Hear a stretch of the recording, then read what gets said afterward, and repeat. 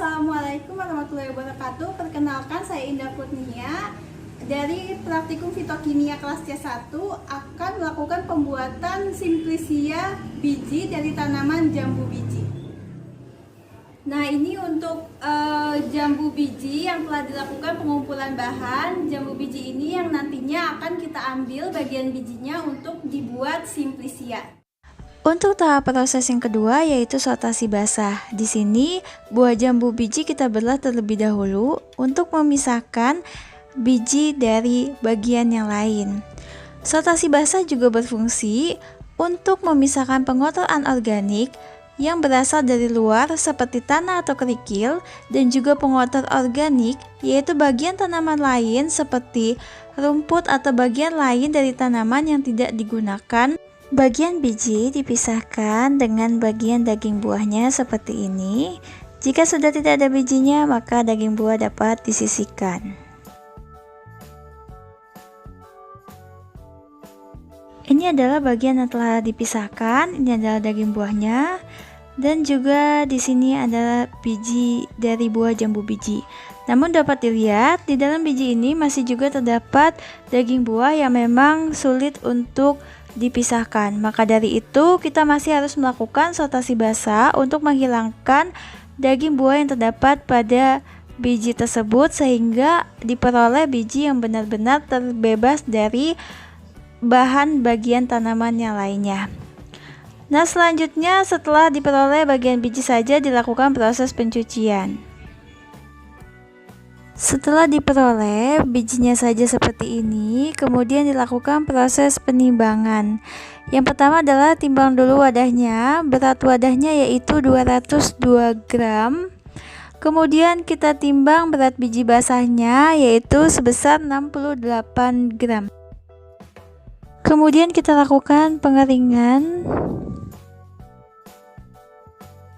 Kemudian biji yang telah kering dilakukan proses sortasi kering. Di sini telah terdapat dua wadah, yaitu wadah yang digunakan untuk menaruh biji dan juga wadah yang digunakan untuk menaruh pengotornya.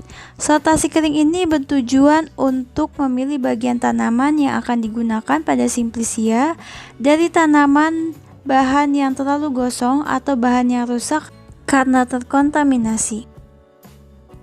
Selanjutnya dilakukan proses penimbangan bobot sampel kering. Di sini kita timbang terlebih dahulu bobot wadah kosongnya, yaitu didapatkan hasil 202 gram. Kemudian kita timbang bobot sampel keringnya, didapatkan hasil 31 gram.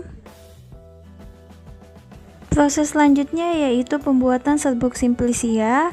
Simplisia kering kita blender untuk memperkecil ukuran sampel sehingga mudah untuk diayak. Proses ini juga berfungsi untuk memperluas permukaan kontak antara cairan penyari dengan pelarut.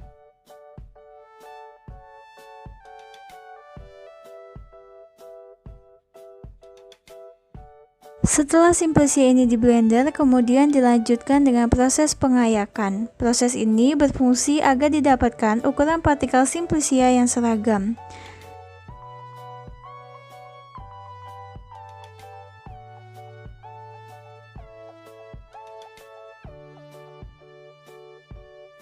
Setelah didapatkan simplisia yang telah diayak, kemudian dilanjutkan dengan proses penimbangan bobot sampel setelah diayak.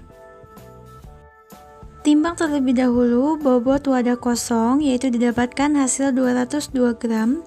Kemudian kita timbang bobot sampel yang telah diayak, diperoleh hasil yaitu 30 gram. Setelah serbuk simplisia ditimbang, kemudian dilakukan penyimpanan di dalam botol selai dan jangan lupa diberikan label. Serbuk simplisia dapat disimpan dalam wadah yang bersih, kering, dan tertutup rapat. Kemudian diberikan label pada wadah dengan keterangan nama simplisia tersebut. Penyimpanan ini bertujuan untuk menjaga simplisia agar tetap kering dan terhindar dari kontaminasi yang menyebabkan kualitas simplisia menurun. Serbuk biji simplisia yang telah dimasukkan ke dalam wadah semua, kemudian dilakukan pemberian label.